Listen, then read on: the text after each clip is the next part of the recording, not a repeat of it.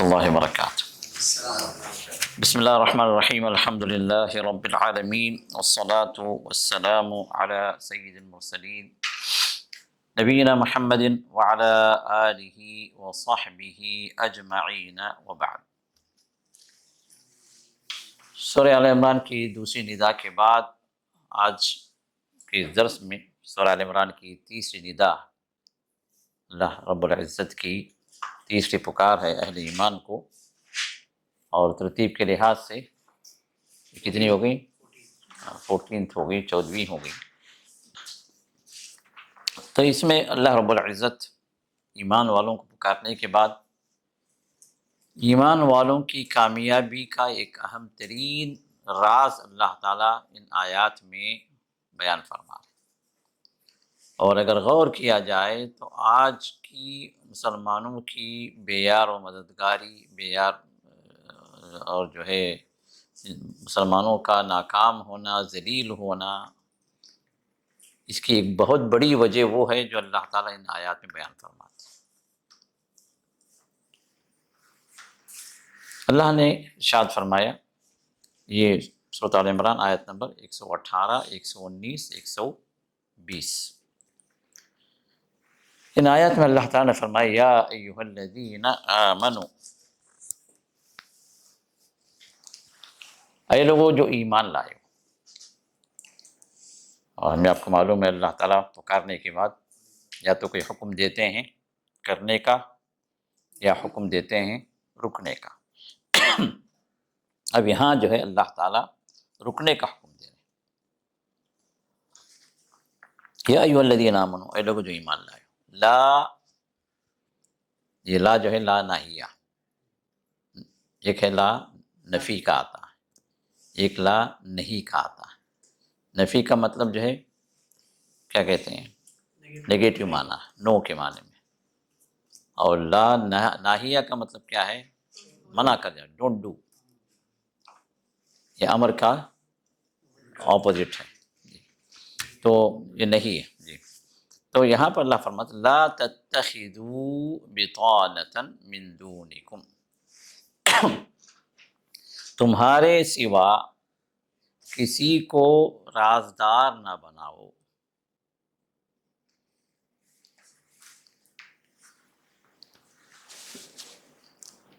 بطانة، یہ جو ہے جو رازدار جو دوست ہوتا ہے، آپ کے اندر کے کاموں کا جو مددگار ہوتا ہے۔ ایک تو یہ باہر والے دوست ہوتے ہیں، ایک اندر والے ہوتے ہیں، خاص الخاص، جن سے راز کی باتیں خواتین اپنی پیٹ کی باتیں منتقل کرتی ہیں، تو یہ خاص الخاص ہوتے ہیں۔ تو اللہ فرماتے ہیں، اب اسی وجہ سے حدیث میں یہ بات بھی آئی ہے کہ اصل میں بطانہ کس کو کہتے ہیں؟ وہ بندہ جس پر راز کھولے جائیں۔ باطن کا مطلب چھپا ہوا، اسی سے اللہ تعالیٰ کے ناموں کے اندر کیا ہے؟ الظاہر والباطن۔ الظاہر فلیس فوقہ شیء والباطن فلیس دونہ شیء۔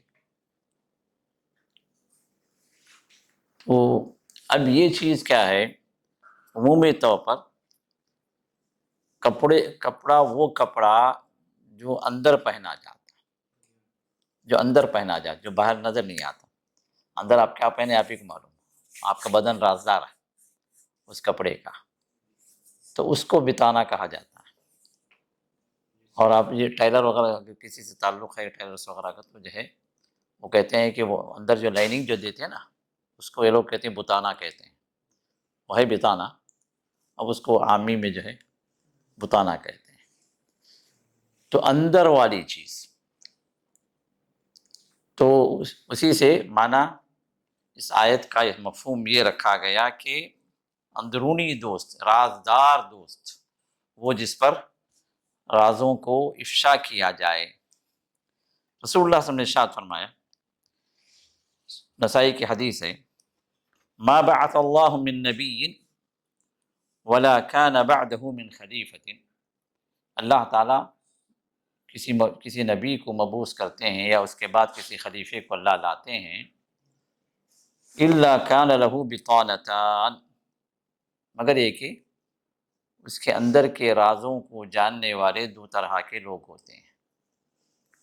ایک ہیں بطانتاً تأمرہ بالمعروف وتنہاہ عن المنکر، وہ لوگ جو ان کے مددگار ہوتے ہیں اس نبی کے یا اس خلیفے کے، جو اس کو نیکی کا حکم دینے میں اور برائی سے روکنے میں مدد کرتے ہیں، اور دوسرے وہ لوگ بطانتاً لا تألوہ خبالا، اور دوسرے وہ لوگ ہیں جو ان کو ضرر پہنچانے میں پیچھے نہیں ہٹتے، کیونکہ اندر کے راز دیتے ہیں، اور کس طرح سے نقصان پہنچانا ہے، کس طرح سے اٹیک کرنا ہے، کس طرح سے اس نبی کو یا اس خلیفے کو ذلیل کرنا ہے۔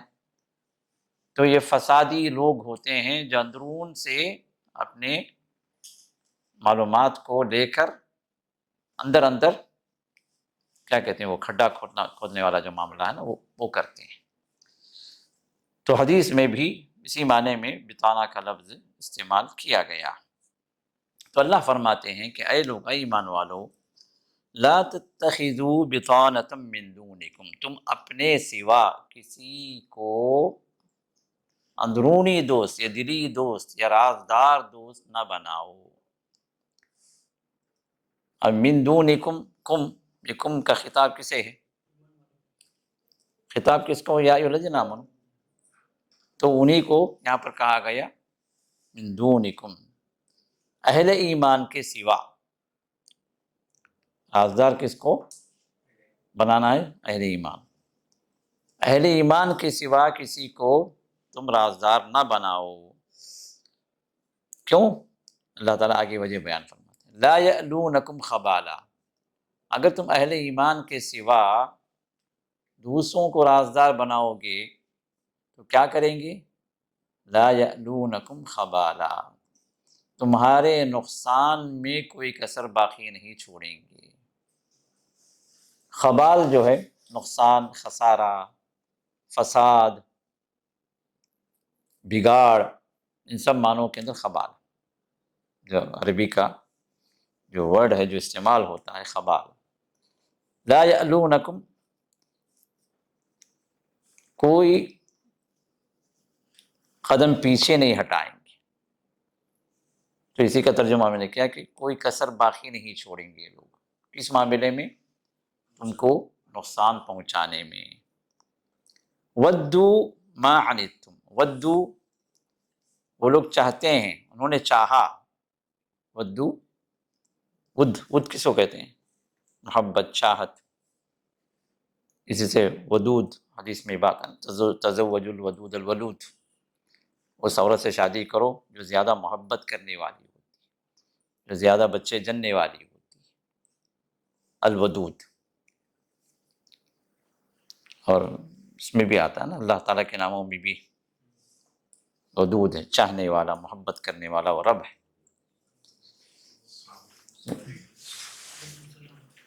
تو ودو، انہوں نے چاہا، کیا چاہا؟ ما عنتم، کہ تمہیں تکلیفیں آئیں، جو بات بھی تمہارے نقصان دہ ہو، گراں گزرے، مشقت والی کوئی بات ہے، وہ چیز تمہیں پیش آئے، یہ چاہتے ہیں۔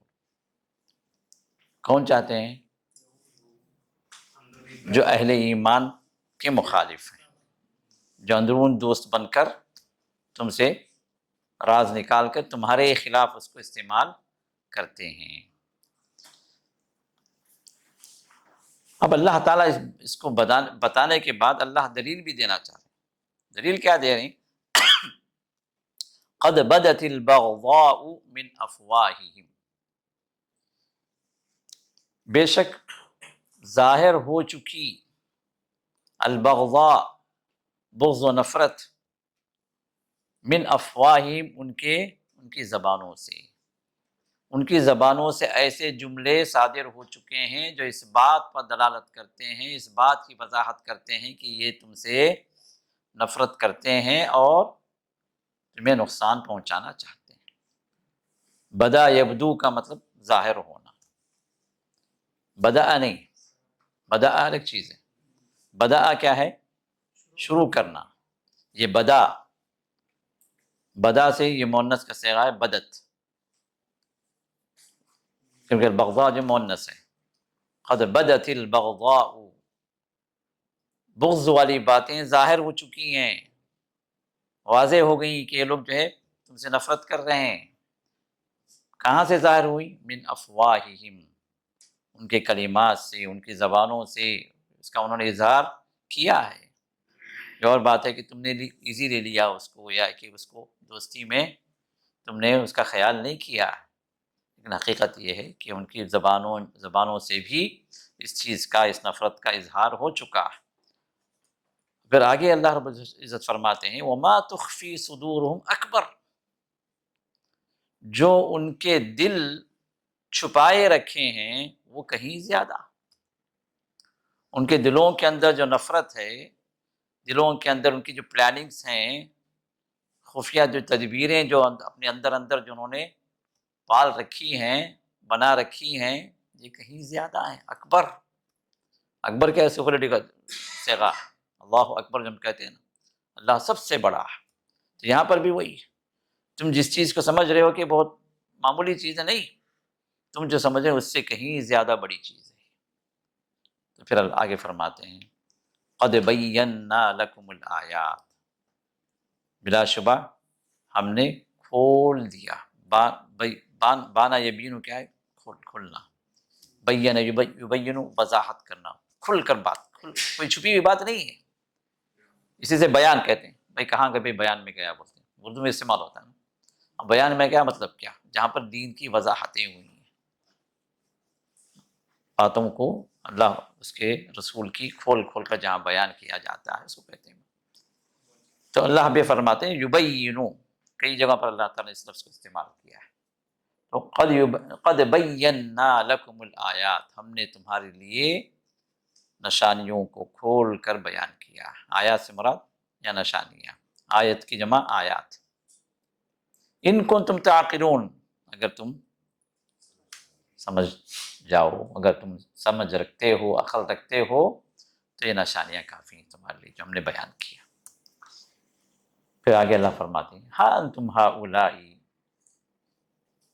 تم ان لوگوں سے، انتم تم، ہؤلاء جن کے بارے میں ذکر کیا جا رہا، تحبونہم ولا یحبونکم، تم ان سے محبت رکھتے ہو اور وہ تم سے محبت نہیں کرتے، بظاہر دھوکا، ہاں، ولا یحبونکم وتؤمنون بالکتاب کلہ، اور تم ایمان رکھتے ہو پوری کتاب پر، یہ اللہ کی جانب سے ہے، اللہ کی طرف سے۔ اور ان کا ایمان کیا ہے؟ افتؤمنون ببعض الکتاب وتکفرون ببعض، بعض پر ایمان لاتے ہیں، بعض کا کفر کرتے ہیں، جو کہتے ہیں نا میٹھا میٹھا ہپ ہپ، کڑوا کڑوا تھو تھو، ہاں وہ حساب ہے ان کا۔ ان کو جو دل کو لگی کہتے ہیں ہاں الحمدللہ ہم نے قبول کر لیا، ہمیں منظور ہے۔ ہاں جو ان کو پیٹ کو لگتی ہے، جیب کو لگتی ہے، پگڑی کو لگتی ہے، تو کہتے ہیں نہیں نہیں نہیں جی، اس کا مطلب یہ نہیں ہے، یہ ہم نہیں مانتے، یہ اس کا وہ دوسرے طرف سے لاتے ہیں۔ وَإِذَا لَقُوكُمْ، اور ان کی نشانی بھی دیکھ لو، اللہ تعالیٰ جو ہے ان کی نشانیاں بتا رہے ہیں کہ لوگ کیسے لوگ ہوتے ہیں جن سے تمہیں بچ کے رہنا۔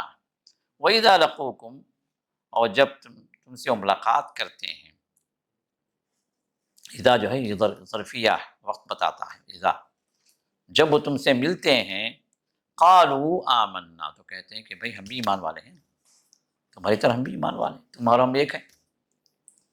لیکن وَإِذَا خَلَوْا، جو وہ تم سے جدا ہوتے ہیں، ان کے اپنوں سے ملتے ہیں یا تنہائی ان کی اختیار کرتے ہیں ایمان والوں سے ہٹ کر، تو کیا ہوتا ہے؟ عضوا علیکم الانامل من الغیظ، تمہارے خلاف اتنا غصہ ہوتا ہے کہ اپنی انگلیوں کو چبا دیتے ہیں۔ انسان جب غصے میں آتا ہے، جب وہ ناکام ہوتا ہے، یا کہ جو ہے جو چیز سوچتا ہے وہ نہیں ہو پایا، تو جو ہے غصے کی شدت سے اپنی دانت میں انگلی رکھ کر انسان دبا دیتا ہے۔ تو اللہ تعالیٰ بھی وہی ایک صورتحال پیش کر رہے ہیں، یہ جو ہے ایک منظر پیش کرتے ہیں تم سے کہتے ہیں جب ملتے ہیں ہم بھی ایمان والے ہیں، اور جب الگ سے ان کی بیٹھک ہوتی ہے ایمان والوں سے ہٹ کر تو پھر حالت کیا ہوتی ہے؟ غصے کی انتہا ہوتی ہے، یہ کیوں جو ہے ہمارے قابو میں نہیں آ رہے، کیوں جو ہے ہم جس طرح پلان کر رہے ہیں اس طرح جو ہے یہ ہمارے داؤ میں کیوں نہیں آ رہے، ہماری پلاننگ کے تحت کیوں نہیں ہو رہا۔ تو غصے کی انتہا سے وہ لوگ اپنی انگلیوں کو کتر لیتے ہیں، چبا لیتے ہیں۔ انامل جس کو کہتے ہیں نا، یہ پور، انگلی کے پور کو کہتے ہیں انامل۔ اور حدیث میں بھی جو بات آئی ہے کہ تسبیح کو اپنی انگلیوں کی پوروں پر گنو، تسبیحات کو انگلی کے پوروں پر۔ رسول اللہ صلی اللہ علیہ وسلم سے دو طرح کی کیفیت وارد ہے تسبیحات کے لیے، ایک تو انگلی کے پور پر، اور دوسرا جو ہے انگلی کو بند کر کے اس طرح، دو ہی چیزیں۔ تیسرا یہ نہیں جو اس طرح جو یہ جو بٹن ٹپ ٹپ ٹپ ٹپ ٹپ ٹپ جو ہوتا ہے نا، یہ نہیں، یہ سنت نہیں ہے، اور اکثریت جو ہے اسی پہ کرتی ہے۔ ایسے ہی گنتے ہیں نا ہمارے پاس 1 2 3، ہاں یہ 1 2 3 1 2 15 چلتا ہے، پتا ہے نا ہمیں۔ یا تو انگلی کے پور پر آپ 3 گنے، ایک انگلی کا پور پکڑیں، پھر دوسرا پور پکڑیں پھر 3 گنے، تیسرا پور پکڑیں پھر 3 گنے، چوتھا پور پکڑیں پھر 3 گنے۔ یہ ہے انامل، یہ ہے انگلی کے پوروں پر تسبیح۔ یا پھر دوسری کیفیت کیا ہے؟ بند کر لینا، بند کر کے 3 مرتبہ کہہ کے 3 مرتبہ سبحان اللہ سبحان اللہ سبحان اللہ، بند کر کے پھر دوسرا جو ہے پھر 3 مرتبہ، پھر تیسرا 3 مرتبہ، ایسے یہ 15 ہو گئے، پھر کھول دیں، پھر کھول دیں۔ بعض لوگ کیا کرتے ہیں بند کر کے پھر یہ شروع کرتے ہیں، یہ 3 بار، یہ 3 بار، یہ نہیں، وہ ثابت نہیں۔ بند کرنا ثابت ہے، انگلی بند کر کے قبض جس کو کہتے ہیں نا، پکڑنا، یہ ثابت ہے۔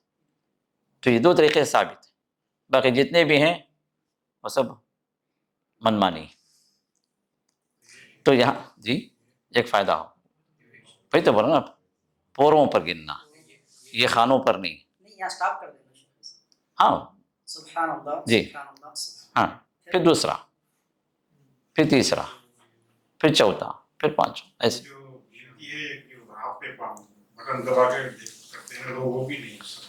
وہ بٹن تو وہ ہائی کلاس لوگوں کا سنت نہیں ہے، وہ بٹن بھی ایسے ٹک ٹک ٹک بھی وہی ہے، وہ تسبیح بھی لے کے گھماتے جو رہتے ہیں نا، وہ بھی وہی ہے۔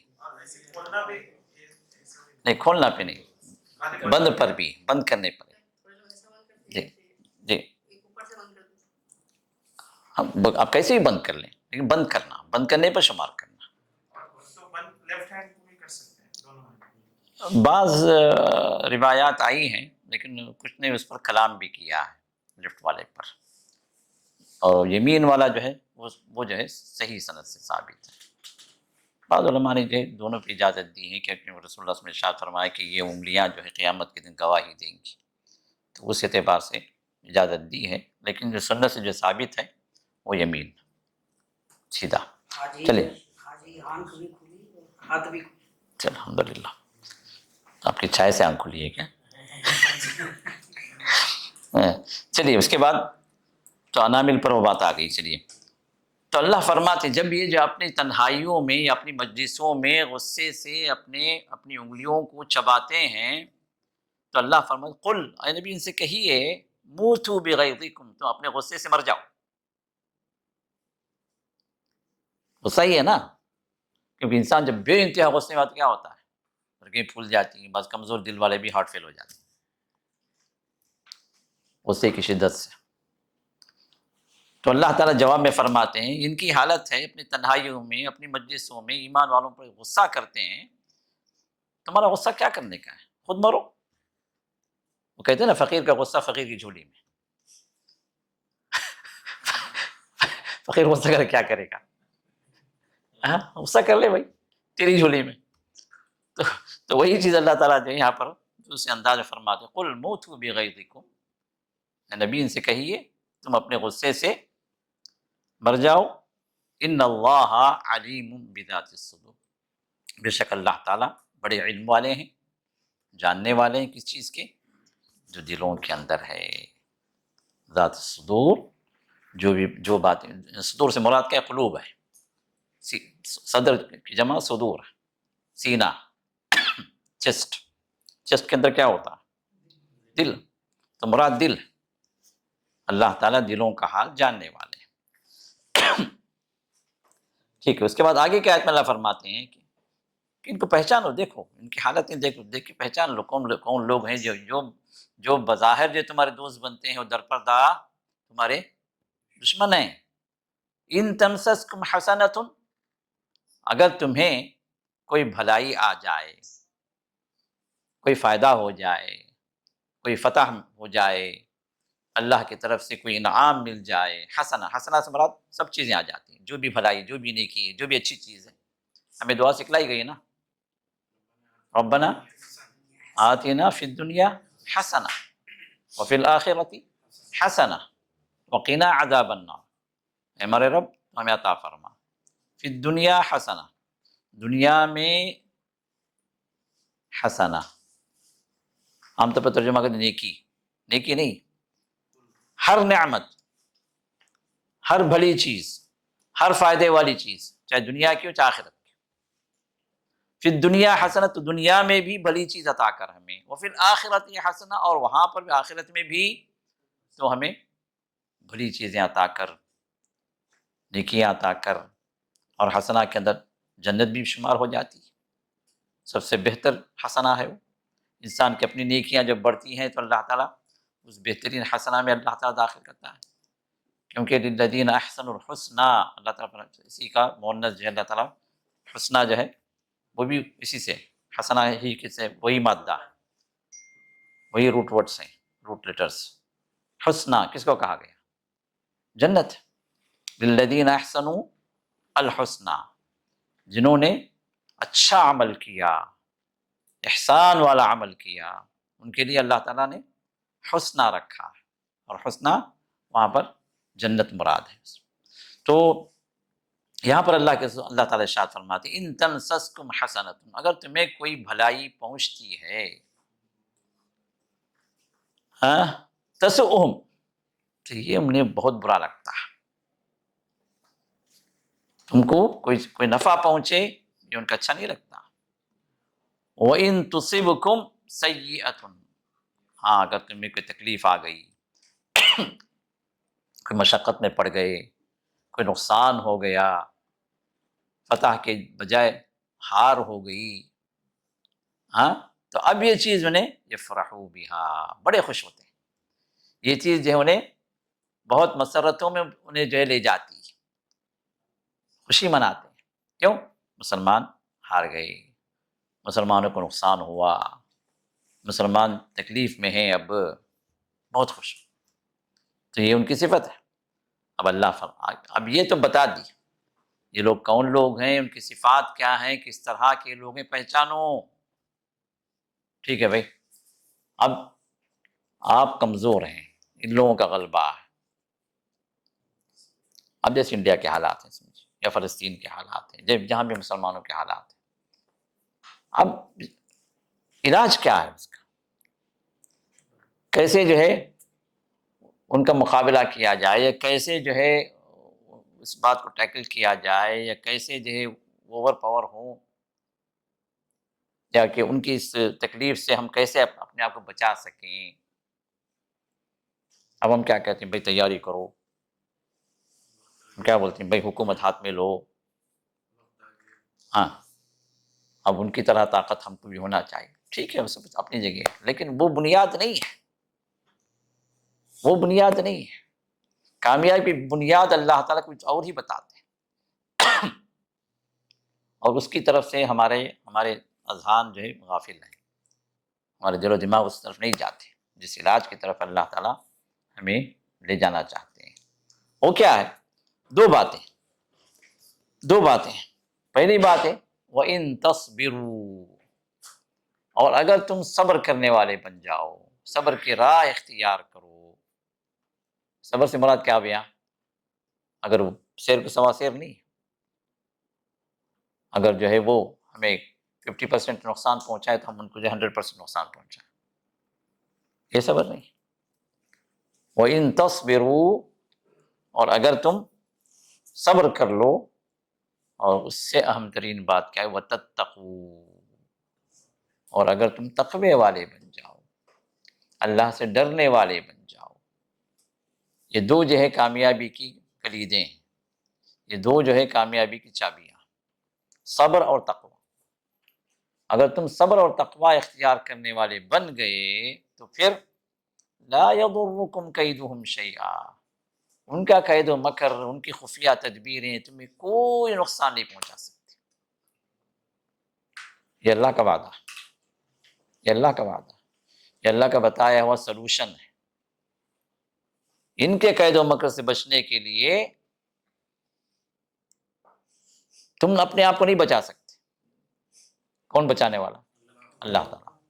تب اللہ کی طرف آنے کے لیے اللہ تعالیٰ نے یہ دو پوائنٹس رکھے ہیں، ایک ہے صبر، دوسرا ہے تقوی۔ یہ دو چیزوں کو اگر تم تھام لو گے تو پھر کیا ہوگا؟ دشمن کا قید و مکر، ان کی خفیہ تدبیریں، ان کی چالیں، یہ سب اللہ تعالیٰ انہی کے سر پہ مار دیں گی۔ رسول اللہ صلی اللہ علیہ وسلم کی ایک دعا ہے نا، دشمنوں کے قید و مکر سے بچنے کے لیے رسول اللہ صلی اللہ علیہ وسلم سے یہ دعا مروی ہے، جس میں آپ جو ہے دشمنوں کے خلاف اللہ تعالیٰ سے جو مانگتے ہیں، اس میں کیا ہے وہ، شاید میں آخر میں بتاتا ہوں، یاد مجھے ذہن میں نہیں آ رہا، لیکن انشاءاللہ میں آپ کو آخر میں بتاتا ہوں۔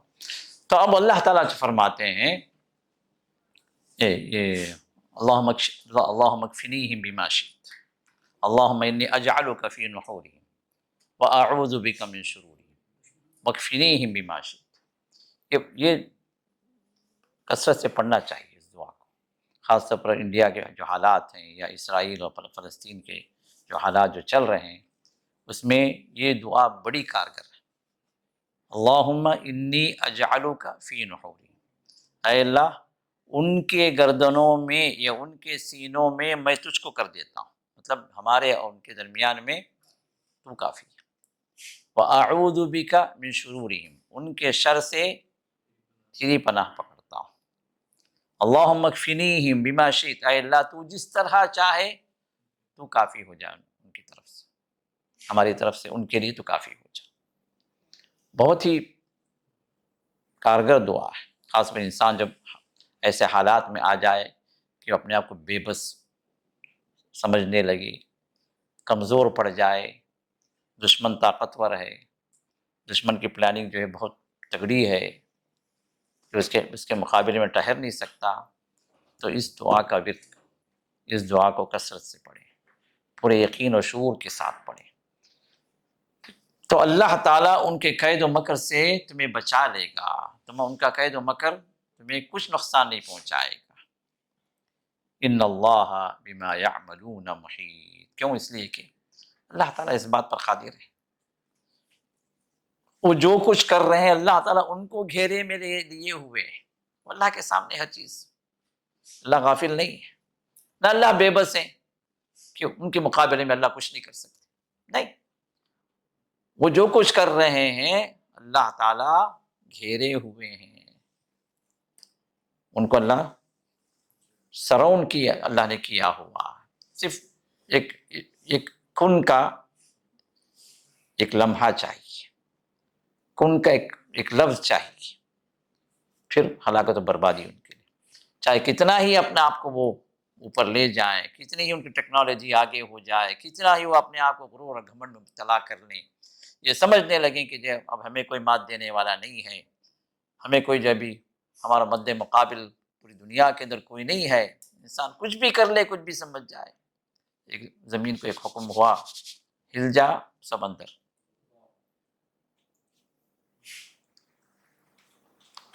ابرہا کا لشکر جو آیا، اسی گھمنڈ پہ تو آیا نا، ہاتھیوں کا لشکر لے کر، کہ عرب جو ہے یہ تو جو ہے نہ لڑنے والے قوم ہے، نہ جن کے پاس کوئی فوج ہے، مکے کو آن کے آن میں ہم اڑا دیں گے ہاتھیوں کے ذریعے سے اس کعبے کو، اسی گھمنڈ سے تو آیا۔ اصحاب الفیل کا واقعہ اللہ نے قیامت تک رکھ دیا نا، بڑے بڑے ہاتھی آئے تو اللہ تعالیٰ جواب میں چھوٹے چھوٹے پرندوں کو بھیجا۔ اللہ اکبر۔ تو انسان کے بڑے بڑے سپر پاور جو اپنے آپ کو بنا لیتا ہے نا، تو اللہ کی طرف سے ایک چھوٹے چھوٹے جو ہے پرندے ہی کافی ہو جاتے ہیں۔ وما یعلم جنود ربک الا هو، تمہارے رب کے لشکر کیا ہے وہ وہی جانتا ہے، تم نہیں جانتے۔ کہیں لشکر جو ہے پرندے ہوتے ہیں، کہیں لشکر ہوا ہوتی ہے، کہیں لشکر طوفان ہوتا ہے، کہیں لشکر جو ہے سخت ترین جو ہے آواز ہوتی ہے، صیحہ، قوم کی قومیں برباد ہو۔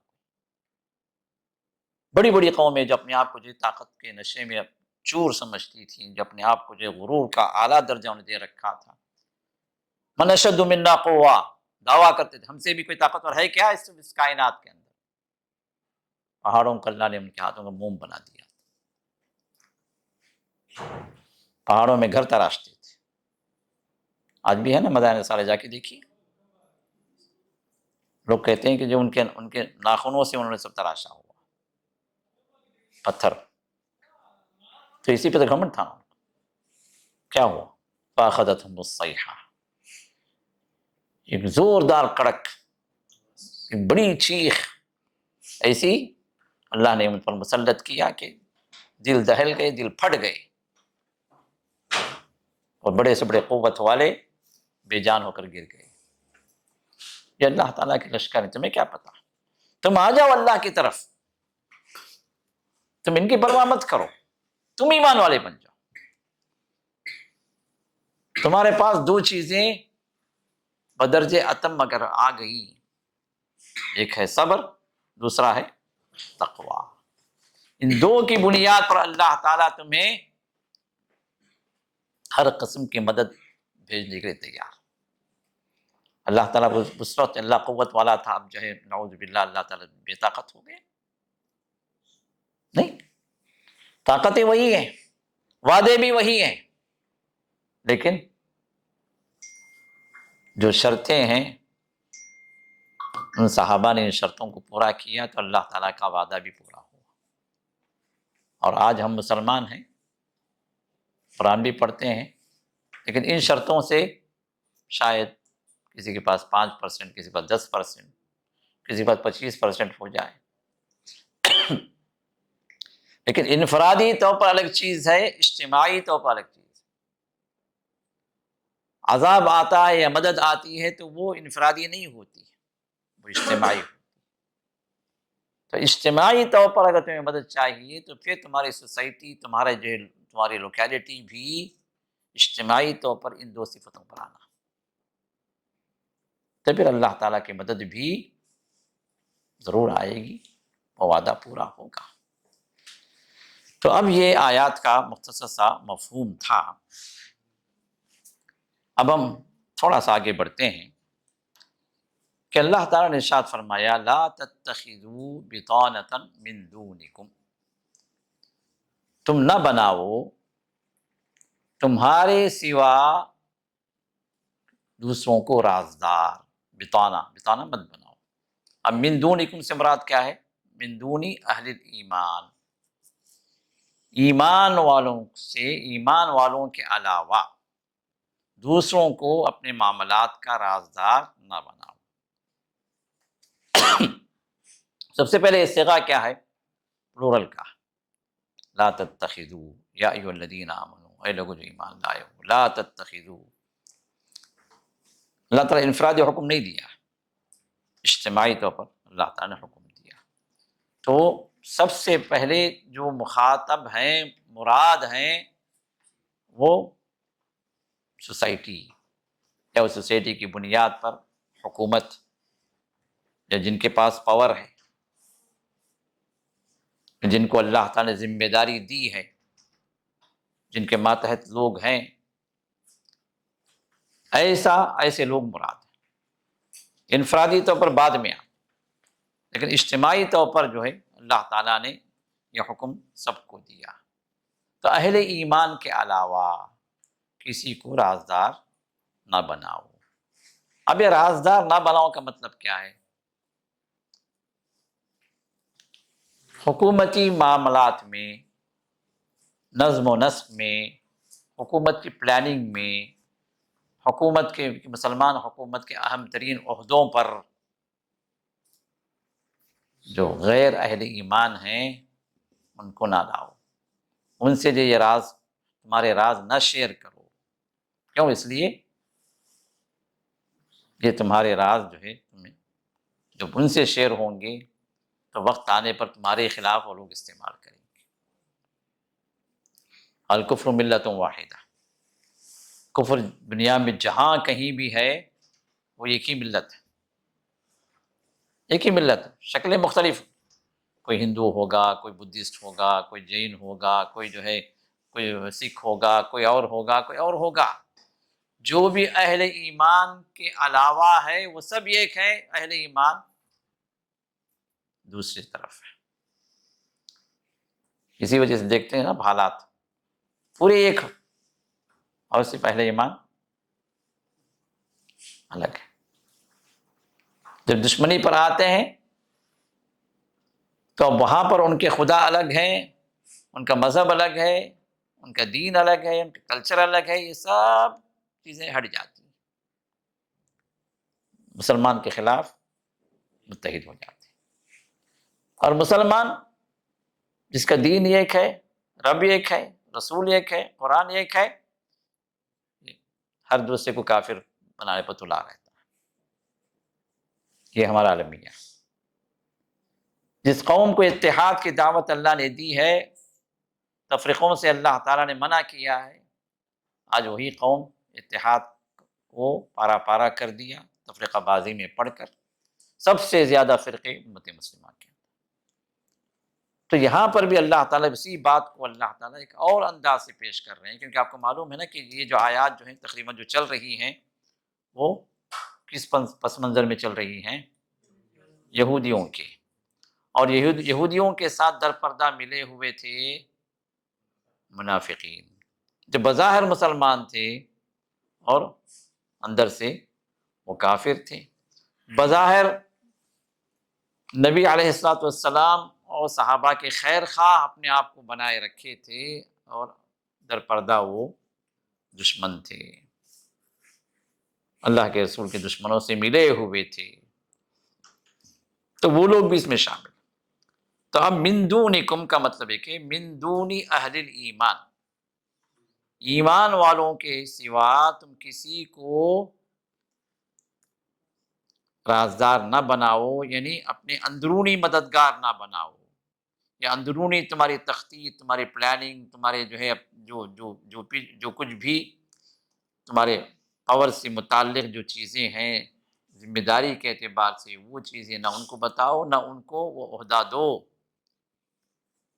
ابو موسیٰ اشعری رضی اللہ تعالیٰ عنہ کے بارے میں بات آتی ہے کہ انہوں نے ایک ذمی کو، ایک غیر مسلم کو، اس کی قابلیت کی وجہ سے انہوں نے سیکریٹری رکھ لیا۔ یہ گورنر تھے۔ عمر رضی اللہ عنہ کو جب بات پہنچی تو انہوں نے بلایا اور کہا، اللہ تعالیٰ نے جن کو غیر اہل ایمان کو اللہ تعالیٰ نے خائن کہا، وہ تمہارے خیر خواہ کبھی بن نہیں سکتے، تم ان کو اس پوسٹ پہ رکھے ہو جو کی پوسٹ ہے، ایک اہم عہدہ، کہا کہ فوراً معزول کرو۔ حضرت عمر رضی اللہ عنہ کی دور اندیشی جو ہے فراست کافی گہری تھی، تو اسی وقت انہوں نے منع کر دیا۔ یہاں تک کہ معمولی باتوں کے اندر بھی وہ غیر مسلموں کو پسند نہیں کرتے تھے۔ مغیرہ بن شعبہ کا جو غلام، جو نجار جو تھا، مغیرہ بن شعبہ کو انہوں نے، حضرت عمر نے منع بھی کیا کہ تم اس کو مدینے میں نہ رکھو، لیکن مغیرہ بن شعبہ چونکہ فنکار تھا تو انہوں نے کہا کہ جی میرے کام کا بندہ ہے، آپ اجازت دے دیں، تو عمر خاموش رہ گئے۔ اور یہی وہ مکار تھا جس نے حضرت عمر کو نماز کی حالت میں شہید کیا، ابو لولو، وہی تھا، مگر انہی کا غلام تھا۔ تو رسول اللہ صلی اللہ علیہ وسلم نے بھی اپنے آخری وصیتوں میں آپ نے کیا فرمایا؟ اخرج المشرکین الیہود والیہود من جزیرۃ العرب، جزیر عرب سے، عرب پیننسولا جو ہے، اس سے یہودیوں کو بھی اور مشرکین کو بھی نکال باہر کرو۔ اور حضرت عمر رضی اللہ عنہ کی وہی پلاننگ تھی، یہاں تک کہ خیبر میں بھی جو یہود جو تھے مصالحت پر، وہ اس سے بھی راضی نہیں تھی، کیونکہ جزیر عرب کے اندر وہ احاطہ آتا۔ تو بہرحال، تو اب یہاں پر 4 قسم کے لوگ من دونکم میں آتے ہیں، من دونی اہل الایمان، ایمان والوں کے سوا تم کسی کو اپنا رازدار نہ بناؤ۔ اب اس میں سب سے پہلی کیٹیگری میں جو غیر مسلم ہیں وہ آتے ہیں، جو غیر مسلم۔ غیر مسلم میں 3 کیٹیگری کے لوگ ہیں۔ ایک تو وہ جو اہل کتاب ہے، اگرچہ کہ اللہ تعالیٰ نے ان کے ذبیحے کو اور کچھ شروط پر ان کے لڑکیوں سے، ان کے عورتوں سے نکاح کو اللہ تعالیٰ نے حلال کیا، لیکن ان کے عقیدے میں شرک ہے، کفر ہے۔ لقد کفر الذین قالوا ان اللہ ثالث ثلاثہ، جنہوں نے یہ کہا کہ 3 میں ایک اللہ ہے، ٹرینٹی کا جو عقیدہ رکھتے ہیں، اللہ نے فرمایا کہ انہوں نے کفر کیا۔ تو چاہے یہود و نصارہ، ان کا کفر واضح ہے، اللہ نے انہیں کافر قرار دیا، اگرچہ کہ بعض معاملات میں اہل کتاب ہونے کی وجہ سے کچھ رخصت دی گئی، لیکن ہے اصل میں یہ لوگ کون؟ یہ کافر ہیں۔ تو اللہ تعالیٰ نے ان کے بارے میں بھی واضح حکم سورۃ المائدہ میں بیان کیا، یا ایھا الذین آمنوا لا تتخذوا الیہود والنصارى اولیاء، ایمان لانے والو، تم یہود اور نصارہ کو اپنا دوست نہ بناؤ۔ دوست سے مراد وہی چیز ہے یہاں پر، دلی دوست، اندرون دوست، رازوں میں جن کی شیئرنگ ہوتی ہے، بات واضح ہو رہی۔ تو ایسے لوگوں کو دوست نہ بناؤ۔ دنیاوی معاملات کے اندر اگر تمہارے مخالف نہیں ہیں تو تم ان کے ساتھ معاملات کر سکتے، اجازت ہے۔ کاروبار کرنا چاہتے ہیں، اگر وہ بندہ جو ہے اچھا ہے، اخلاق کا اچھا ہے، دھوکے باز نہیں ہے، خیانت والا نہیں ہے، کرنا چاہو کر لو، کچھ لین دین کرنا ہے، کرنا چاہو کر لو۔ رسول اللہ صلی اللہ علیہ وسلم نے دنیاوی معاملات کے اندر یہودیوں سے آپ نے لین دین رکھا، یہاں تک کہ آپ کے آخری وقت میں بھی بخاری کے اندر یہ حدیث گزر چکی ہے جی، 30 صاع شعیر پر، جو پر آپ نے اپنے زرع کو، جو جنگی لباس ہے، اس کو رہن رکھا تھا، اور اس یہودی سے قرض لیا ہوا، معاملات جاری تھے۔ یہودن عورت کی جو دعوت آپ نے قبول کی تھی خیبر کے موقع پر، لیکن دھوکہ تو سامنے آیا، دھوکہ تو سامنے آیا۔ تو منع جو کیا گیا ہے دلی دوستی سے، دنیاوی امور کے اعتبار سے اگر آپ ان سے کوئی مدد لینا چاہتے ہیں، یا کوئی بزنس کرنا چاہتے ہیں، یا کوئی لین دین کرنا چاہتے ہیں، تو اس میں گنجائش ہے۔ تو اب یہاں پر دلی دوستی یا اولیاء سے مراد وہی ہے جو یہاں پر بتانا، یہاں پر جو بتانا جو کہا گیا نا، دلی رازدار، تو وہی معنی جو وہاں پر بھی اولیاء سے دلی دوست تم ان کو نہ بناؤ۔ دوسرے نمبر پر عام مشرکین اور کفار، مشرکین اور کفار جو ہیں جن کے بارے میں اللہ تعالیٰ نے فرمایا وَدَّ كَثِيرٌ مِّنْ أَهْلِ الْكِتَابِ لَوْ يَرُدُّونَكُمْ مِّن بَعْدِ إِيمَانِكُمْ كُفَّارًا، وَدَّ كَثِيرٌ مِّنْ أَهْلِ الْكِتَابِ وَالْمُشْرِكِينَ، بہت سارے اہل کتاب اور مشرکین یہ چاہتے ہیں کہ لو يردونکم من بعد ایمان تو لا لیے تم، ہاں، لیکن ان کی کوشش، ان کی چاہت یہ ہے کہ آپ اپنے ایمان کو خیر بات کہیں اور کفر میں لوٹ جائیں، پھر سے کافر بن جائیں، کیونکہ خود کافر ہیں، تو وہ نہیں چاہتے کہ بھئی تم ایمان والے تو ہم بھی ایمان والے مت، نہیں، ہم کافر ہیں تو تم بھی کافر ہو جاؤ، گھر واپس ہی، وہی تو نعرے چل رہے ہیں نا، گھر واپس ہی، آ جاؤ واپس، تم ہندو ہی تھے اب ہندو بن جاؤ، یہ نہیں کہ بھئی تم خیر کی طرف ہو، تم جو خیر والے لوگ ہو، ہم کو بھی چاہیے کہ اس خیر میں ہم شریک ہوں، یہ نہیں، وہی صاحب ایک کبڑے سے پوچھا گیا تو بھئی تو صحیح ہو جائے یا پورے لوگ کبڑے بن جائے، تو کہا میں صحیح ہو جاؤں تو ان کو کیا پتا کہ جو ہے میں کس مصیبت سے گزر رہا تھا، سب کبڑے ہو جائیں تاکہ سب کو پتا چلے کہ میں کس تکلیف سے گزر رہا ہوں، تو یہی حساب ہوتا ہے ہم لوگ۔ تو اللہ نے فرمایا کہ دیکھو ان کی چاہت ہی یہی کہ تم ایمان سے نکل جاؤ اور کافر بن جاؤ۔ اور اسی طرح اللہ تعالیٰ نے سورۃ المائدہ میں یہ آیت اللہ نے رکھی ہے لَتَجِدَنَّ أَشَدَّ النَّاسِ عَدَاوَةً لِلَّذِينَ آمَنُوا الْيَهُودَ وَالَّذِينَ أَشْرَكُوا، تم دیکھو گے،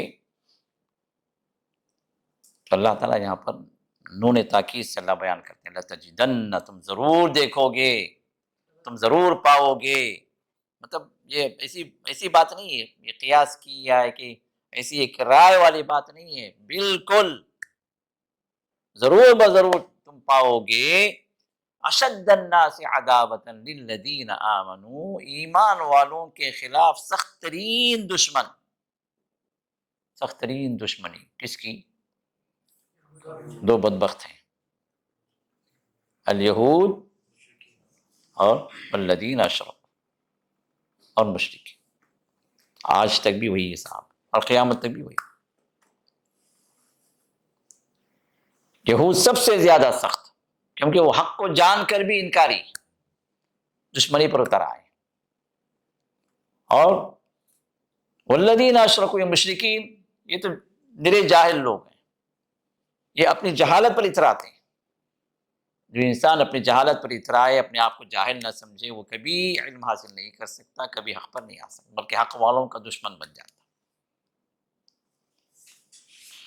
تو یہ دوسری کیٹیگری۔ تیسری کیٹیگری دوسرے مذاہب کو ماننے والے، کوئی بھی مذہب، جینزم ہے، بدھزم ہے، فلاں ہے، فلاں، دنیا کے اندر بے شمار، اور کچھ ایسے ہیں جو لا مذہب ہیں، ایتھیسٹ ہیں،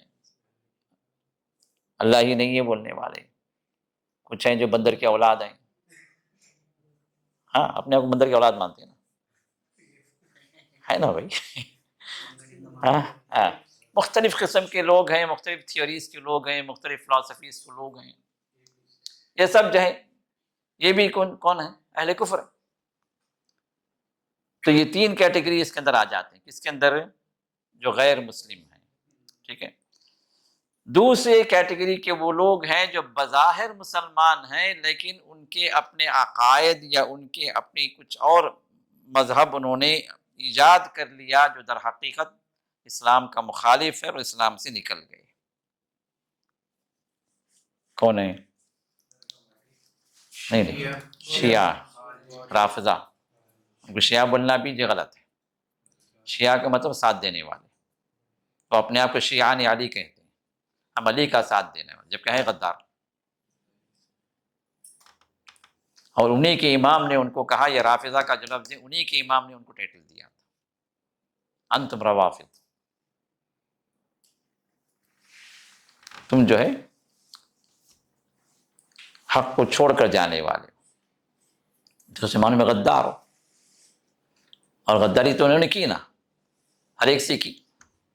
حضرت علی کو کوفے میں شہید کیا، حسن کو زہر دیا، حسین کو کربلا میں شہید کیا،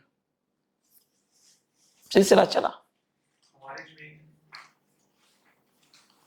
جی تو یہ جو ہے ممکن ہے خوارج اس میں شامل ہوں، لیکن خوارج جو ہے اپنا الگ مذہب انہوں نے نہیں بنایا، ان کا منہج غلط ہے.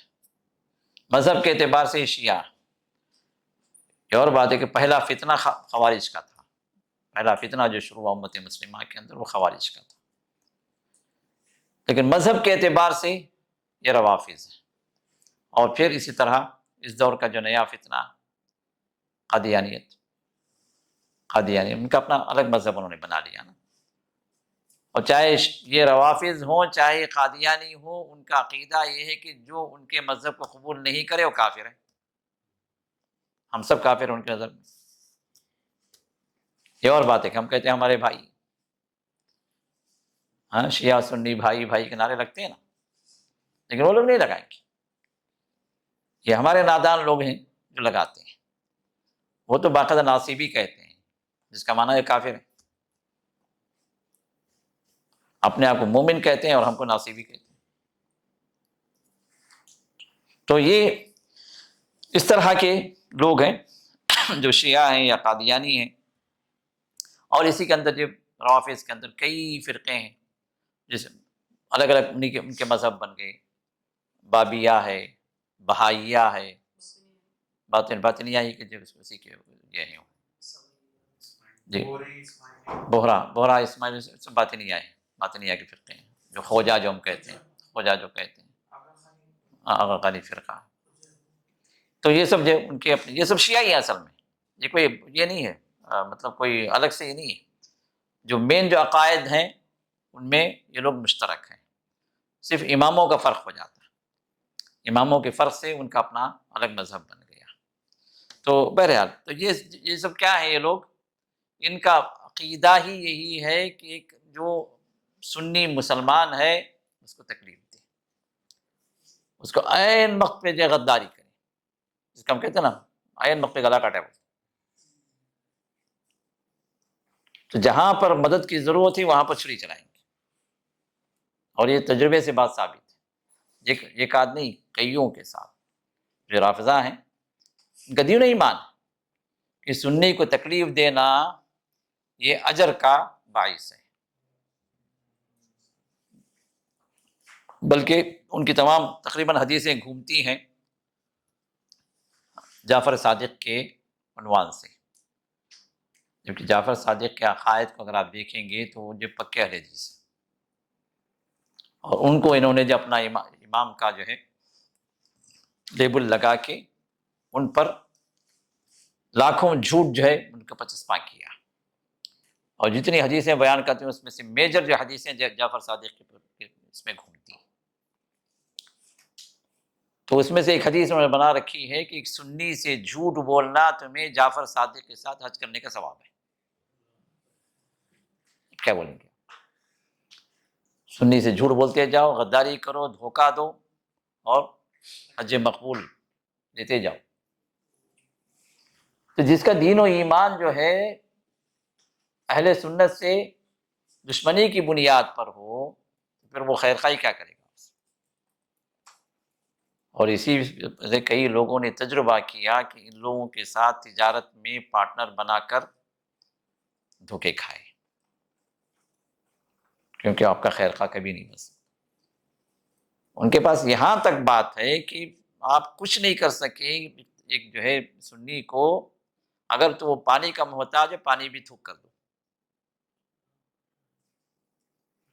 یہ عقائد ہے. میں ایسے نہیں بول رہا ہوں، ایسے نہیں بول رہا ہوں. ان کے علماء کے ساتھ ان کی اپنی کتابوں کے اندر جو مذکورہ باتیں ہیں ان کی روشنی میں چیزیں بتاؤں یہ ہے. اور ہم کیا کہتے ہیں شیعہ بھائی اللہ رسول کو ماننے والا انہیں ہاں ہاں ہاں وہ یمنی اللہ رسول کو ماننے والا. اللہ رسول ماننے والا ہے تو کیا ہے اس بنیاد پر سوچنا چاہیے. یہ جیسے جو ہے ہندو مسلم ایک ہیں بلکہ جو نعرے جو چلتے ہیں، اسی طرح سنی شیعہ بھی ایک ہیں بلکہ نعرے چلتے ہیں، جبکہ ان کا مذہب الگ ہے، اہل السنہ کا مذہب الگ ہے. دونوں کی جڑیں الگ الگ ہیں، اور لوگ یہ چاہتے ہیں کہ اوپر سے جو ہے برانچز کو ملا دیں تاکہ ایک نظر آئے. تو ان برانچز کو ملانا کوئی فائدے کی چیز ہے کیا؟ جب تک کہ روٹ ایک نہ ہو، ہاں، برانچز کا ملا دینا کوئی فائدے کی چیز نہیں. تو بہرحال، تو یہ دوسرے نمبر پہ. تیسرے نمبر پر وہ لوگ ہیں جو مسلمان تو ہیں لیکن ان کا منہج جو ہے اہل سنہ نہیں ہے. ان کا منہج کسی اور طرف نکلا ہوا ہے مسلمانوں کی جماعتیں، لیکن جیسے ہے نا بہت سارے لوگ، کون مثال دیں گے؟ ہاں وہ تو ہیں اپنی جگہ، لیکن جیسے اہل القرآن ہے. اب اہل القرآن کیا بولتے ہیں؟ بھائی ہمیں قرآن کافی ہے، بلکہ ان میں تشدد کرنے والے یہاں تک بولتے ہیں بھائی یہ جو حدیث وغیرہ جو مانتے ہیں یہ در حقیقت سب بکواس ہے. اہل القرآن والے. اسی طرح جماعت المسلمین والے، جماعت المسلمین آپ کے آندھرا میں کافی زوردار، ہاں، ورنگل وغیرہ کی طرف میں، نظام آباد اس طرف کی، جس میں کافی پھیلی ہوئی جماعت المسلمین. اب ان کا بھی عقیدہ کیا ہے پتہ ہے؟ جو ان کے امام سے بیعت نہیں کرتا وہ کافر ہے. اور بولیں گے ہم تو اب تک سنے نہیں. میں سنا بھی، دیکھا بھی، تجربہ بھی کیا ہوں، مجھے بھی کافر بنا دیا. ہاں، یہاں شادی سے پہلے بتایا ہوں میں، سنائیہ میں، ریاض میں میرے دروس ہوتے تھے. وہ صاحب جو ہے نئے نئے صحیح منہج پر آئے، سلفی بنے، اور دروس کو ریکارڈ کرتے تھے. اس ٹائم پہ تو کیسٹس ہوتے تھے نا، ہاں، وہ کیسٹ بنا کے کاپی کر کے لوگ نشر کرتے تھے، پھیلاتے تھے. قرآن نہیں پڑھنا تھا. ایک مرتبہ مجھے بڑے درخواست کی کہ شیخ مجھے قرآن پڑھا جائے. ٹھیک ہے بھائی آ جاؤ. تو آتے تھے، قرآن پڑھتے تھے، بڑے متحمس تھے، بڑے نشید تھے. ان کا نام میں بھول رہا ہوں. تو اس کے بعد ہوا یہ کہ جو ہے وہ ایگزٹ میں چلے گئے، ورنگل کے تھے. ایگزٹ میں جانے کے بعد جو ہے، اب یہ نشید تھے نا، کافی متحرک انسان تھے. تو وہاں جماعت المسلمین والوں نے دیکھ لیا کہ بھائی یہ آدمی بڑا فعال ہے، نشید ہے، اس کو ہم ریڈی میڈ مل گیا، ہم جس کو یوٹیلائز کریں گے ہم. اب ان سے ملے، ملاقات کی، ان کے افکار وغیرہ جانے. پھر اس کے بعد کیا کیے جب ان کو اپنا جو ہے اپنا حلوہ جو ہے اپنے دماغ میں اتارنا شروع کی. پھر چند دن کے اندر کیا کیے، ان کو اپنے گروپ میں لے کر ان کو امیر بنا دیا، امیر ورنگل. کرسی مل گئی.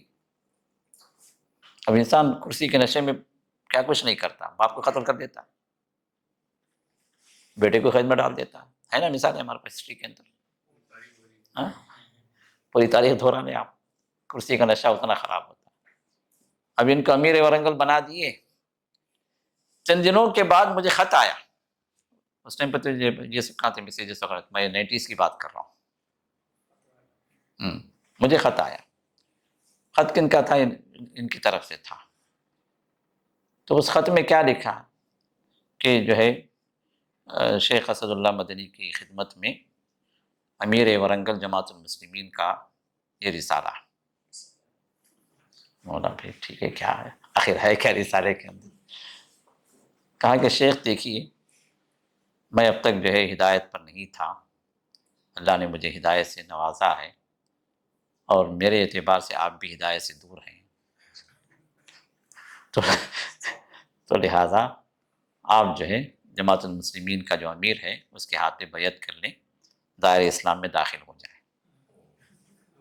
میرے پاس وہ خط تھا، کافی عرصے تک تھا، پھر وہ شفٹنگ وغیرہ میں کہیں چلا گیا. ان کے ہاتھ سے لکھا ہوا خط تھا، موجود تھا. تو یہ ہے کہ اپنے امام، مطلب جو جماعت اسلامی کون ہے، وہ مسعود احمد BSc، اور BSc کا ٹائٹل پتہ نہیں کہاں سے آ گیا اس کو، وہ امیر ہے. تو اس کے ہاتھ پہ بیعت کرنا یا ان کے ذریعے سے ان تک بیعت کا سلسلہ جائے گا. جیسے تبلیغی جماعت کے لوگ جو کرتے ہیں نا، پتہ ہے کیا کرتے ہیں؟ نظام الدین مرکز ہے دلی کا، میں گیا ہوں. اطراف میں لوگ بیٹھ کے قرآن بھی پڑھتے ہیں، ان سے جو ہے حاجت بھی مانگتے ہیں. مسجد کے اندر، مسجد کے پیچھے کے حصے میں سے ہیں، اور الیاس رحمۃ اللہ علیہ. جو جماعت جاتی ہے نا 4 مہینے کی، 40 دن کی، جو نظام الدین کو پہنچتی ہے، اب آپ کا پتہ نہیں مجھے، لیکن یہ بات بھی جو ہے میں 89 90 کی بات کر رہا ہوں. تو اس وقت جو ہے اب یہ 6 ارکان والی شورا کمیٹی جو لوگ رکھے تھے، پھر اس کے بعد پھر جو ہے 2 فریق ہو گئے. حضرت جی کا جو سعد صاحب کا ایک ہو گیا، اور ایک کسی کا ہو گیا، بہرحال یہ ہو گیا. تو اس وقت جو ہے حضرت جی تھے، کیا نام تھا ان کا، احتشام صاحب، انعام الحق، انعام صاحب، یہ حضرت جی تھے. تو جماعت جو آتی تھی تو ان کو جو ہے وہ بیعت کرواتے تھے. بیعت کیسے کرواتے تھے کہ وہ یہ نہیں کہتے تھے کہ جب تم مجھ سے بیعت کر لو، ایک رسی جو ہے اپنے ہاتھ پہ رکھتے تھے. وہ رسی جو مسجد میں جو حضرت جی کی قبر ہے اس سے گزرتی ہوئی ان کے ہاتھ میں جاتی تھی جو بیعت کرنے والے. نہیں سمجھے؟ یہ خبر ہے، میں ادھر ہوں، وہ ادھر ہیں، تو رسی میرے ہاتھ میں ہے، میں بیعت کروا رہا ہوں. گزر رہی کہاں سے؟ خبر کے اوپر سے، اور پکڑیں گے وہ جو بیعت کرنے والے.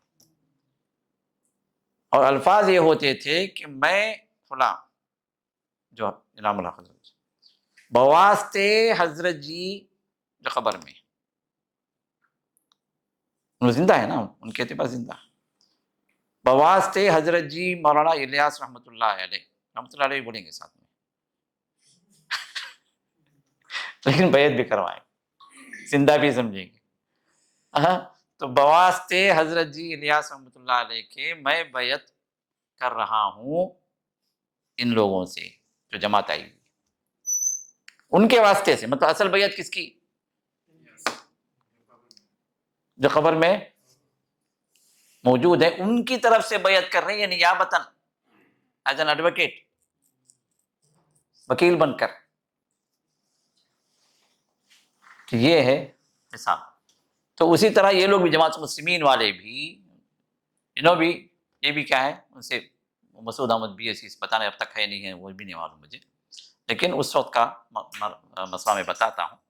تو اس وقت جو ہے اس نے کہا کہ آپ بیعت کرنے دائرہ اسلام کے اندر آپ آ جائیں، ورنہ دوسری صورت میں یہ کہ آپ کافر ہیں، کفر ہی میں رہیں گے. آپ کفر کا فتویٰ بھی دے دیا مجھے، میرے پاس قرآن پڑھ کے گیا، قرآن پڑھنے نہیں یاد آتا اس کو، جا کے جو کفر کا فتویٰ وہاں سے بھیجا.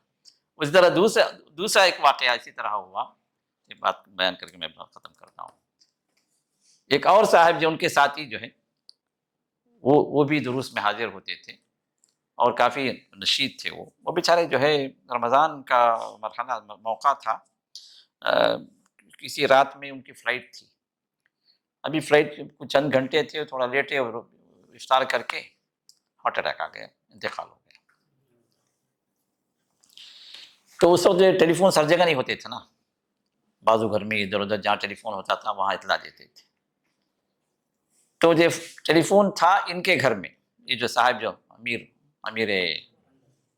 ورنگل جو تھے، تو ان کے ایک ساتھی جو ہے ان کو کال کر کے بولے بھائی ہمارے فلاں جو صاحب جو گہری دوستی تھی یہاں جب تھے وہ لوگ ریاض میں، کہا کہ فلاں صاحب کا انتقال ہو گیا ہے، ذرا جو ہے ان کے گھر میں اطلاع دے دو کہ اس طرح جو ہے، کیونکہ وہ گھر والے تو انتظار میں تھے کہ وہ آئیں گے، فلائٹ ہے آج، اور یہ المیہ ہو گیا. تو جب انہوں نے سنا کہ فلاں صاحب کا انتقال ہو گیا تو سوال یہ تھا ان کا کہ جماعت المسلمین کے بارے میں ان کو بات پہنچ چکی؟ کہا کہ بات پہنچی، ہاں معلوم مسلمین تو اس وقت جو ہے ابھی سب کو خط لکھ کے جو ہے اپنے امیر ہونے کا شور مچا رہے تھے، تو ان کو بھی خط گیا میرے خیال سے، تو معلوم تھا کہ جو مسلمین حق پر ہے۔ تو پھر اس کا دوسرا سوال، میں امیر جماعت ہوں، بتاتا ہوں، ہاں تو وہ جماعت المسلمین میں داخل ہوئے نہیں ہوئے؟ کہ نہیں ہوئے، کافر ہو کے مرے، فون میں کفر کا فتویٰ ٹھوک دی۔ تو یہ حالت ہوتی ہے ان لوگوں کی۔ تو یہ ایسے لوگ ہیں جو اس ضمن میں آتے ہیں، براہ نام مسلمان ہوتے ہیں، لیکن ان کا منہج جو ہے انہیں حق سے کہیں دور لے گیا۔ ایسے لوگوں کو بھی کیا ہے، رازدار نہ بناؤ۔ اور چوتھی کیٹیگری منافقین کی۔ منافقین تو معلوم ہے، بظاہر جو ہے وہ کہتے ہیں نا، زبان پہ رحمان بغل میں رام رام، یہ اس طرح کے لوگ ہوتے ہیں، زبان پہ جو اللہ اللہ، اندر سے جو ہے مسلمانوں کو دھوکہ دینے کی پوری تدبیریں ہوتی ہیں۔ اب اس میں دو طرح کے لوگ ہیں منافقین کے اندر بھی، ایک اعتقادی ہیں، ایک عملی ہیں۔ اعتقادی وہ ہوتے ہیں، وہ ہیں جو بغض رکھیں اللہ کے رسول سے یا احادیث سے یا اسلام سے، نفرت کریں، دین سے جو ہے دشمنی کریں، اللہ اس کے رسول سے جو ہے ان کو عناد ہو۔ یہ سب علامتیں ہیں اعتقادی منافق کی۔ اور عملی منافق کون ہے؟